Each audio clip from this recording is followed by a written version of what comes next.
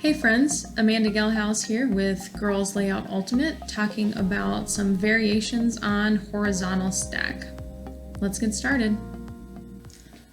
Let's talk about the first variation of hose stack called Pistons.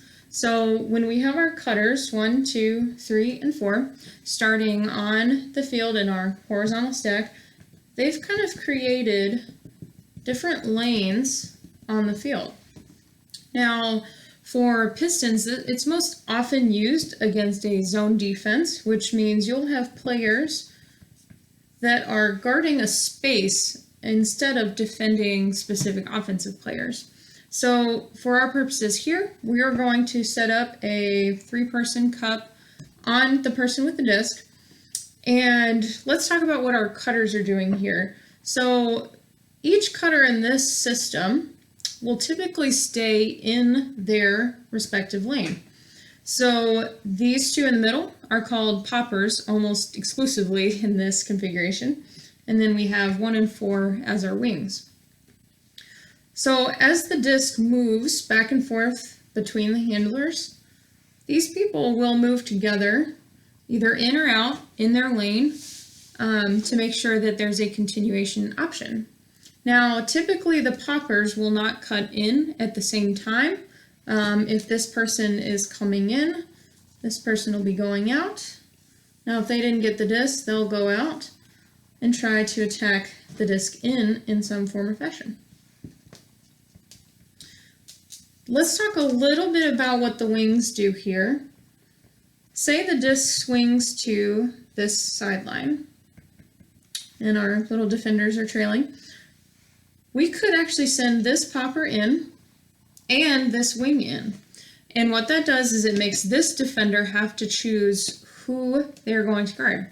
So if they pinch in on this person, we now have a continuation to this wing. If they choose the wing, we have an open hole there, granted that the cup didn't quite catch up yet.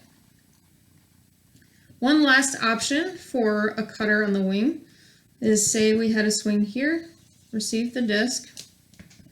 Sorry, they're not moving that way this time.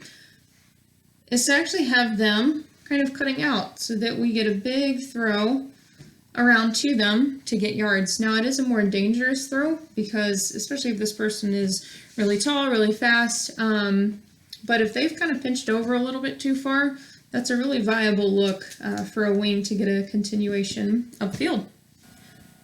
Now we're going to talk about a more fluid version of horizontal stack where we're really trying to more utilize strong space versus weak space on the field. So here we're just going to pretend we're moving this way, force is going that way, person defense, and I have the disc in the middle. So this person starting out, our number 3, on this initiation, they're obviously not moving, we just started the play. We want them to actually come out of this space, which is in the force side, which we're going to call the strong space because where the mark is actually forcing the thrower to throw this way.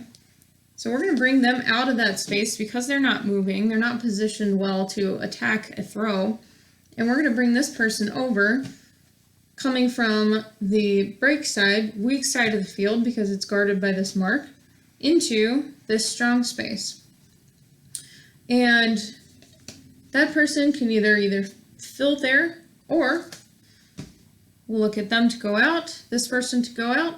What we're generally looking for here in the motion is to come from the weak side, the break side, cutting into the strong space on the field. How your team does that and who you send out is dependent on what system you're running and how you want to do that. Okay, so let's talk about if we have a quick swing here. So say we got the disc on the break side. Great, good for us, cool. It's the same exact concept because this defender is going to want to set up and maintain that force, hopefully, if they know what they're doing. So we're going to bring this person from that strong space and do the exact same thing over here. And the same concept applies if the disc swings to that. We just want to make sure we're getting the disc from the space that this mark is cutting off into the space that they're not.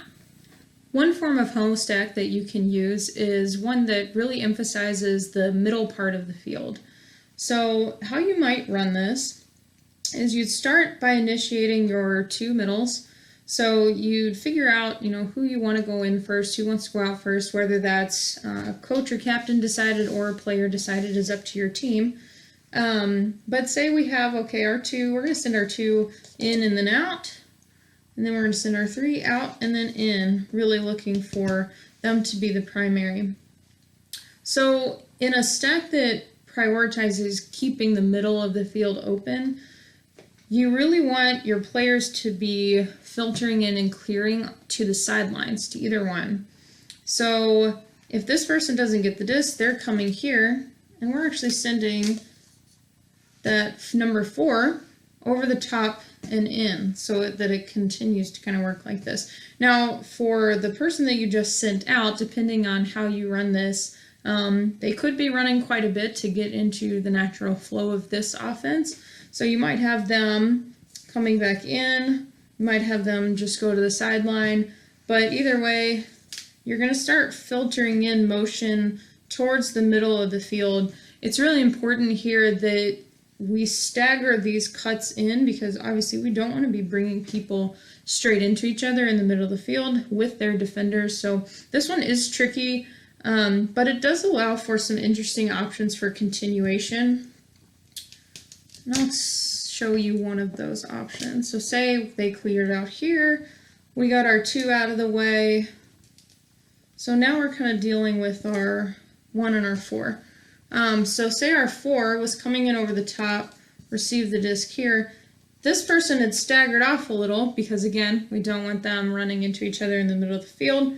So they had started to come out, saw this happen, and kept their cut going out for a nice big deep throw. So it does open up some really good space in the middle, some really good space deep, but like any other offense, it does have limitations. There's another form of horizontal stack that actually blends into a side stack that we reviewed in our vertical stack series. So here we have the disc starting in the middle, and it builds a little bit on the working from weak space to strong space concept, but instead of just doing that with pairs of players, you're doing it with all of your cutters, which makes it very interesting. So here we have the disc. And I might initiate by sending my 4 in across, and then my attacking player is going to be my 3 here. So I'm trying to get the disc to that player. So here what happens is, say our 4 ran their little hearts out, so they're over here now, and we have the disc here. We're actually sending our 1 out, and everyone else is kind of going in that motion behind them. So the 1, 2, and 4, and this handle, it's a lot of players, is actually going up in a motion, staggered of course, we're not sending them in all at once, to attack from, say the defender's there, from this weak space created by the defender into the strong space in kind of a waterfall motion. That's it for our series on horizontal stack. I really hope you enjoyed it. If you have any questions, feel free to reach out to us on our Facebook page. Otherwise, we'll see you next time.